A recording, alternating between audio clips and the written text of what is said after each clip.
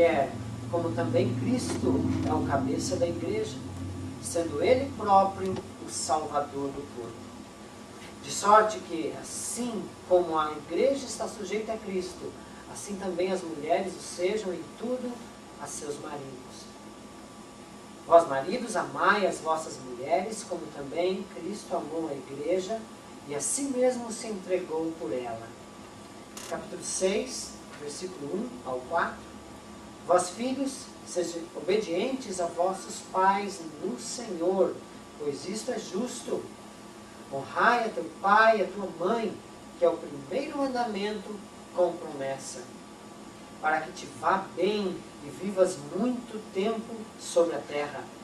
E vós, pais, não provoqueis a ira a vossos filhos, mas criai-os na disciplina e instrução do Senhor. Amém? Senhor Deus Todo-Poderoso, aqui tua palavra, mais uma vez, estabelecendo os parâmetros para as nossas vidas, para a nossa meditação dessa noite.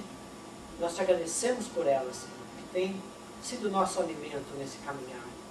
Te pedimos, ó Deus, que tu possas vir nos inspirar e falar conosco nessa noite, vir nos ensinar, Senhor, pois precisamos aprender contigo, Pai, a tua vontade, os teus estatutos, para que possamos caminhar no teu caminho, possamos dar bom exemplo, bom testemunho ao mundo, e ainda assim honrar e louvar o teu nome. Ó Senhor Deus, fala conosco através do teu Espírito Santo e abençoa-nos mais uma vez nessa noite.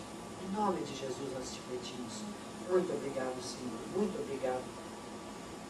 Então nós mencionamos nesse texto que nós lemos os componentes da família. Mais uma vez, né? Dando uma segunda olhada na mensagem do domingo passado, que é o homem, a mulher, formando o casal. Do amor desse casal viriam os filhos, e aí nós teremos a família propriamente dita, da maneira que Deus estabeleceu. Nem mais, nem menos. Essa é a família que Deus estabeleceu. Para que seja completa, para que seja frutífera, para que cumpra os propósitos que Deus estabeleceu, né, para a família. Então está aí o propósito de Deus na composição da família. Para que nós vamos ver agora? Nos propósitos pelo qual Deus criou dessa maneira. Por que Deus criou dessa maneira? Né? Porque o homem e a mulher. Né? Porque Deus escolheu fazer assim. Nós vamos ver também através da palavra de Deus. Amém?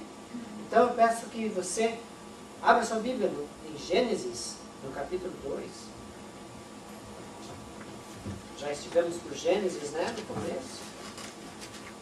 Alguém lê para mim, então, Gênesis capítulo 2, versículo 18. E alguém mais separa Eclesiastes, capítulo 4, versículo 9. Gênesis 2, 18. E disse o Senhor Deus, não é bom que o homem esteja só. Dar-lhe-ei uma adjutora que esteja como diante dele. Amém. Só um pouquinho antes de ler Eclesiastes, nós vemos então aí que a palavra diz o quê? Façamos o homem, façamos a mulher. Aliás, voltando, não é bom que o homem viva só. Então, far-lhe-ei uma adjuntora. A Bíblia, na Nova Versão Internacional, diz auxiliadora. Né? Então nós temos dois propósitos do casamento aí nesse versículo. Nós temos a companhia e nós temos a ajuda mútua. São duas coisas que até andam juntas, não é verdade? Então Deus olha para o homem e diz que não seria bom que o homem vivesse só. E quem é que pode dizer o contrário? Tem algum corajoso aqui que pode dizer que é bom viver só? Eu lembro quando a minha esposa e a Gabriela viajaram para o Brasil a última vez. Não foi uma experiência muito interessante. Né? Quando a gente às vezes é casado e tem filhos e tem aquela correria do dia a dia, às vezes você precisa de um tempo sozinho. Né? Você precisa de um tempo sozinho. Te faz bem você, às vezes, sentar no sofá e talvez não ouvir ninguém por algum tempo, né? Mas assim que esse breve e momentâneo período passa, as coisas mudam muito, não é? Logo a casa fica imensa, vazia. O silêncio te tortura. Não tem ninguém para você conversar. Não tem ninguém para sentar do seu lado, né? E Deus viu tudo isso lá no começo. Não é bom que o homem viva só. A solidão não faz bem para o homem, nem para a mulher, né? E Deus provê, então, para o homem e para a mulher, lá no princípio, quando ele estabelece que o casamento iria proporcionar companhia um para o outro. E eu lembro de algo que eu ouvi de um pregador aí famoso, Dr. Ravi Zacharias, que roda o mundo por muitos lugares. Eu lembro de ter ouvido ele dizer algo assim, não lembro em que região ele estava numa montanha, e essa montanha era um ponto turístico desse determinado lugar. E estava ele com mais 2 colegas que viajavam com ele. E ele pegou uma pedra daquele lugar e escreveu o nome da esposa dele na pedra. E colocou a pedra lá de novo. E os amigos dele perguntaram, por que você fez isso? Porque eu queria que a minha esposa estivesse aqui comigo. Eu queria dividir tudo isso que eu estou vendo aqui com ela. Mas não é possível. Então, eu escrevi o nome dela. Quão frequentemente a gente sente isso? Quando a gente, nas nossas vidas, temos muitas alegrias, muitas coisas belas para ver. Mas imagine se você não tivesse ninguém para você dividir essas coisas. Imagine se não tivesse ninguém para você contar as suas experiências, aquilo que você acha, aquilo que você pensa, aquilo que você viu. Então o casamento fornece isso ao homem. Fornece essa companhia que o homem tanto anseia, tanto precisa. Né? Embora Deus tenha dado a capacidade a alguns de viverem sozinhos, de viverem isolados, mas nós sabemos que isso não é verdade para a maioria de nós. O homem precisa de companhia e o casamento fornece isso ao homem. Companhia. Outra coisa que o casamento fornece a nós é ajuda mútua. Ajuda. Nós precisamos de ajuda para viver. Nós precisamos de auxílio, né? Como o texto de Gênesis diz. Faremos a ele uma adjutora, uma auxiliadora. Mas essa ajuda não é somente da mulher para o homem, mas ela também é do homem para a mulher.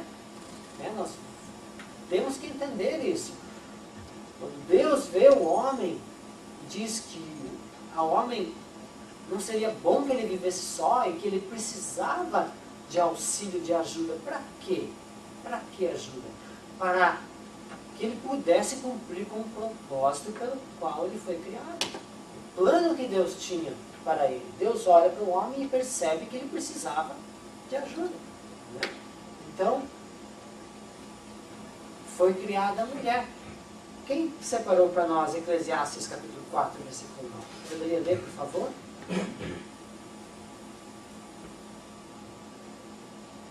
Melhor é serem 2 do que 1, porque tem melhor paga do seu trabalho. Pode ler os outros versículos também, José? Porque se caírem, um levanta o companheiro. Ai, porém, do que estiver só, pois caindo, não haverá quem o levante. Também, se 2 dormirem juntos, eles se aquentarão. Mas um só, como se aquentará? Se alguém quiser prevalecer contra um, os 2 lhe resistirão. O cordão de 3 dobras não se rebenta com facilidade. Amém. Quem é perfeito? Levante a mão. Quem é que consegue viver sozinho? Quem é que consegue prover para si próprio tudo o que precisa?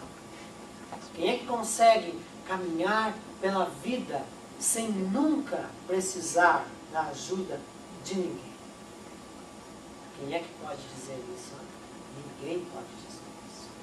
Todos nós, pelo simples fato de que somos seres humanos, temos limitações, temos necessidades, temos fraquezas. E também é uma função, um propósito do casamento, suprir para todas essas necessidades, fraquezas e necessidades. Então também Deus planejou para o casamento isso, que um viesse a completar o outro nesse sentido. Nas minhas fraquezas, a minha esposa me ajudaria. Nas fraquezas dela, eu a ajudaria. Nos seus medos, eu estaria lá. Nas minhas preocupações, ela estaria do meu lado. Quando ela tropeçasse, eu estaria lá para segurá-la, para ampará-la, para talvez levantá-la, e da mesma forma, ela em relação a mim. Nas minhas necessidades, ela estaria comigo. Todos nós temos limites, temos coisas que nós não conseguimos fazer. Não é?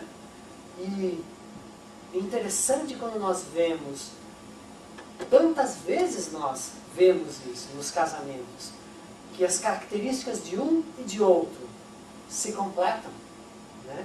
Às vezes um é organizado, o outro não é. Um trabalha bem com números, o outro não. Né? Um sabe cozinhar, o outro não. Né? Isso é verdade lá em casa. Um conserta coisas, o outro não. Né? Organiza bem a casa, o outro não. Então nós vemos isso tantas vezes nos casais. Como se completam. Como se completam. E outras coisas nesse texto, nós podemos ver também nesse texto que a Joselita leu, é que os dois juntos, eles têm melhor paga do seu salário, dos seus esforços, dos seus empreendimentos, eles aproveitam melhor. Não é? Isso fala de companhia, assim como eu disse, que andam juntos. A outra coisa, frente às dificuldades da vida, a ajuda que um proporciona ao outro fará com que eles sejam melhor sucedidos na vida. Se alguém for contra eles, como é que o texto diz, Joselita? Os dois lhe resistirão. Né? Se um cair, o outro o levantará. É interessante nós notarmos também que quando Jesus enviava os seus discípulos, ele os enviava sempre de 2 em 2. 2 em 2. Por quê? Porque todos nós temos algum momento na nossa vida em que nós vamos nos sentir fracos. Talvez vamos nos sentir desamparados, às vezes desmotivados, desencorajados. Mas é interessante nós notarmos que é difícil coincidir um tempo onde os dois estejam desencorajados, os dois estejam desmotivados, os dois estejam cansados. Então, para esses momentos que nós temos dois, para que um levante o outro, para que um use de palavras de encorajamento quando o outro se vê fraco, quando o outro se vê desmotivado. Então esse também é outro propósito que Deus estabelece com a família. Ajuda mútua, para que um ajude o outro e para que a família se ajude em si mesma. Estava estudando biologia nesse semestre, na faculdade, olhando para todos os sistemas do corpo. E nós vemos que um sistema não